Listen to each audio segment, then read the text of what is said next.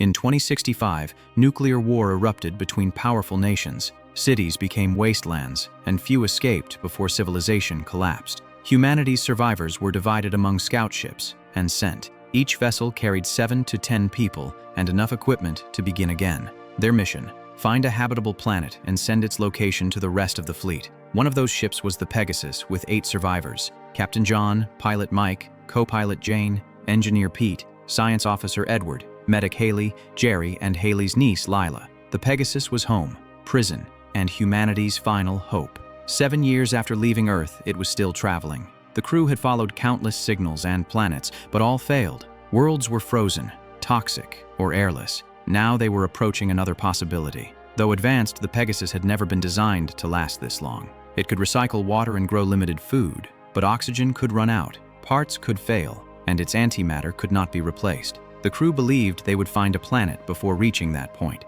but time was running out. Outside the ship, Mike repaired a damaged section of the hull while Edward guided him. As Mike worked on an exposed circuit, it exploded in front of him, but he controlled the damage and returned inside. Pete spent time with Lila, who barely remembered Earth. When she asked if it had oceans, Pete refused false promises. He admitted it might not, and they did not know whether humans would survive there. He promised he would never lie to her. Lila's parents had died during Earth's destruction, and Haley had raised her. While Lila dreamed about blue oceans and open skies, Jerry entered the medical room, opened Haley's locker, and stole a powerful drug. Jerry suffered from an illness causing severe pain. Instead of telling the crew, he had hidden his condition and secretly taken extra doses. He knew the medication was dangerous, but without it, he could barely function. That day was Mike's birthday. Jane made him a small cake from their limited supplies, and their feelings for each other became obvious. The ship then received an encrypted Utah transmission only John could view. John was already speaking with Pete about the Pegasus.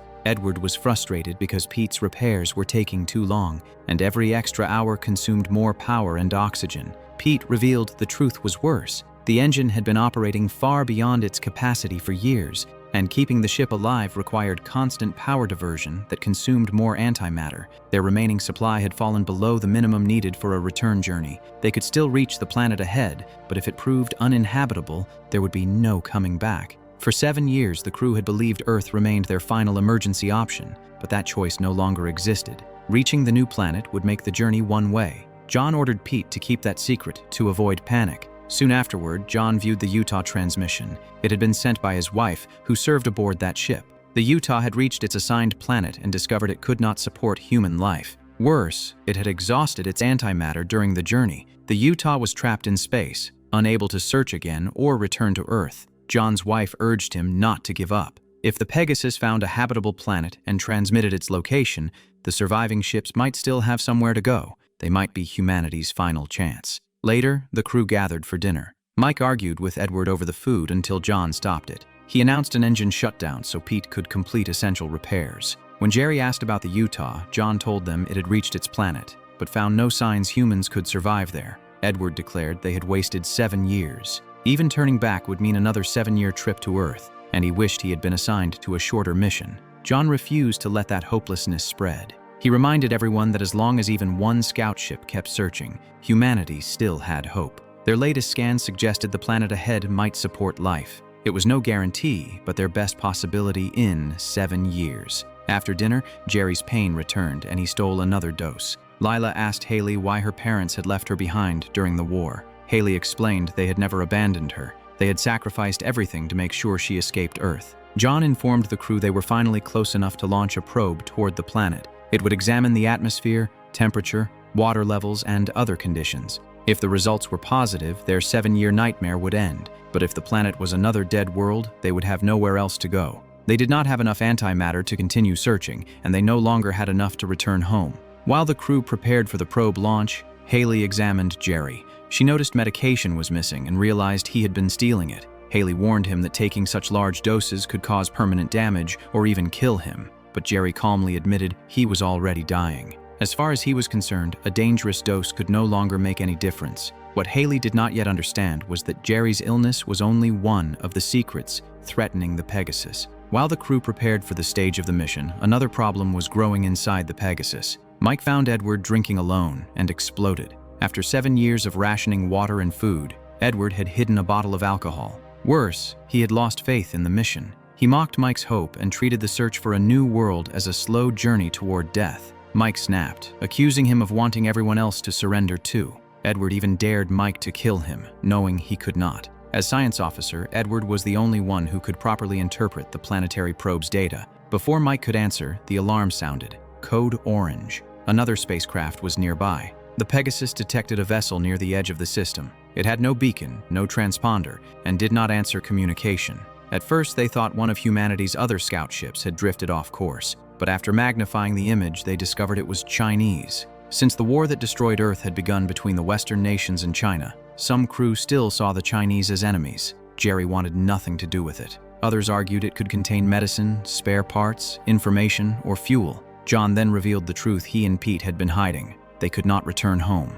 A plasma overload had consumed too much antimatter, and the emergency reserves were already gone. Even if the planet ahead proved uninhabitable, the Pegasus no longer had enough fuel to travel back to Earth. The Chinese ship might have antimatter aboard. Boarding it might be their chance to survive. Within an hour, John, Mike, and Pete docked with the Silent Dragon and crossed through the airlock. Inside, something was wrong. The Dragon was still pressurized and had breathable oxygen, yet its corridors were deserted. Food had rotted, equipment lay scattered, parts of the ship were damaged, and there were no bodies. If the crew had died in an accident, their remains should still have been there. Instead, it looked as though everyone aboard had vanished. John and Mike searched the bridge while Pete inspected engineering. John found recordings left by the captain and sent them to Haley to translate. The final message explained little. The captain seemed concerned, but not like someone expecting immediate disaster. Whatever had destroyed the Dragon's mission had arrived without warning. Then Pete saw a shadow in engineering. He rushed back to John and Mike, and the three men searched the corridors. Instead, they found a boy. He was about 5 or 6, weak, malnourished, and traumatized. The moment he saw them, he collapsed. His name was Jay. John decided to bring him back to the Pegasus, but when they reached the docking corridor, the inner airlock refused to open. Edward had locked it from the other side. With John and Mike away, Edward considered himself acting commander. He argued that they had no idea what had happened aboard the Dragon. Its crew might have carried some disease, and bringing Jay inside could expose everyone. John ordered him to open the door, but Edward refused. Haley ended it by striking Edward from behind, knocking him unconscious and reversing the lock. Jerry was just as furious. He called Jay an enemy and argued that John should have left him behind. Haley reminded him that Jay was only a child, no different from Lila. While Haley examined Jay, Pete returned to the Dragon with Mike to search for anything useful. They hoped for antimatter, but the Dragon's reserves were almost empty. The mission had also been one way. They began stripping spare components from the ship. To reach some machinery, Pete removed the Dragon's isotope guards, making its unstable engine even more dangerous. Mike crossed back first. Pete was about to follow when he realized he had forgotten his datapad. Thinking he still had time, he went back for it. That decision sealed his fate. The Dragon suddenly locked its own airlock. Before Pete could override it, an explosion tore through the docking section. The Pegasus's outer airlock was badly damaged, making it impossible to reopen the connection without venting the ship's atmosphere. Pete was trapped inside a vessel only minutes from destruction. Their hope was the Dragon's escape pod. Pete hurried toward it while the Pegasus moved beyond the blast radius. Everyone waited for the pod to launch, but nothing appeared. There was no escape pod. The Chinese crew had already used or removed it, leaving him with no way off the ship. Realizing he had only moments left, Pete refused to beg for rescue. Instead, he gave John instructions about the Pegasus before asking to speak with Lila. Pete gently told her that an accident had trapped him aboard the other ship and tried to reassure her that Haley would keep looking after her. When Lila asked what was going to happen to him, Pete finally admitted the truth. He had less than a minute left. He told Lila he was grateful to spend that final minute speaking to her, and then told her how much he loved her. Moments later, the Dragon exploded. Pete died instantly. The Pegasus survived the blast, but the crew had lost the one person who understood every failing system aboard their ship. Jerry blamed John for the tragedy. They had risked their lives, found no antimatter, and returned with a child. Now, the damaged Pegasus was approaching an unknown planet with no chief engineer, almost no fuel, and a survivor from a ship whose entire crew had vanished, and nobody yet knew what Jay had witnessed aboard the Dragon. The rescued child woke up holding scissors. Jay was terrified, cornered in the medical bay and ready to stab anyone who came near. Haley approached and spoke in broken Chinese until he lowered the scissors and broke down in her arms. Jay gradually settled aboard the Pegasus after befriending Lila. Even with the ship's translator, he refused to answer questions about the Dragon's crew. The Dragon's logs deepened the mystery. Its escape pod had launched 6 months earlier, meaning Jay had survived alone for half a year. But after that, the airlock had opened several more times. No ship had docked, and the sensors showed nobody entering. Haley guessed Jay had tried to throw himself into space. The Pegasus reached launch range of the first planet. John ordered Edward to release the probe. Soon afterward, Edward discovered that the Chinese crew had also launched a probe toward another target. Long-range scans had confused 2 planets sharing the same orbit. Both lay in the habitable zone, but the second was hidden behind the sun. There were not 1, but 2 Earths. That doubled their chances, but the Dragon had drifted out of range before receiving its probe data. That night, Edward joined Mike to share a drink. When Edward woke, Mike was sitting motionless beside him, his throat cut. Edward screamed, bringing John and Jane running. John suspected him, but Edward insisted he had just found the body. Before they could press him, the Pegasus announced that someone was tampering with the mainframe from engineering. The crew rushed there and found Jay nearby. Jay insisted he had not hurt Mike or touched the computer. Jerry refused to believe him. Lila then explained that she and Jay had been playing hide-and-seek, and Jay had just entered engineering. John repaired the sensor network. The moment it came back online, the computer delivered a terrifying update. There were 2 survivors from the Dragon aboard the Pegasus. Jay had not come alone. A hidden Chinese crewman attacked John, but Jane arrived in time and shot him. He must have crossed over while the sensors were offline. John dragged Jay to the body and demanded an explanation. To everyone's surprise, Jerry spoke fluent Chinese. He translated Jay's answer. The dead man had murdered everyone aboard the Dragon, throwing them out of the airlock one by one. Jay had survived only because he hid for 6 months. Edward then reported that the probe's first findings were inconclusive. It could not confirm whether the first planet was safe. Jane suggested waiting until the second planet appeared, so they could receive the Chinese probe data and choose the safer world. John told her they no longer had time. 2 of the Pegasus's 4 oxygen generation units had failed. The remaining systems could not replace oxygen fast enough. They would suffocate before the second planet came into view. Their only option was to land on the first planet and examine it themselves. Jane guided the Pegasus into the atmosphere. The ship shook violently and several systems failed, but she managed to land. She and Edward stepped onto the surface in suits. The atmosphere contained too much methane and nitrogen. Edward estimated anyone without a suit would survive less than 2 minutes. The planet resembled early Earth, alive but useless to them. After 7 years, they had reached a new world only to discover they could not breathe its air. Taking off was almost impossible. The Pegasus had spent most of its power landing, and its damaged engines had never been built to lift from a planetary surface. Still, staying meant death. John ordered Jane to launch, and the Pegasus barely clawed back into space. Then a nitrogen pipe ruptured inside engineering. If nitrogen contaminated the remaining oxygen, everyone would die. John sent Edward to repair the leak. Edward searched Pete and Mike's old room for metallic tape.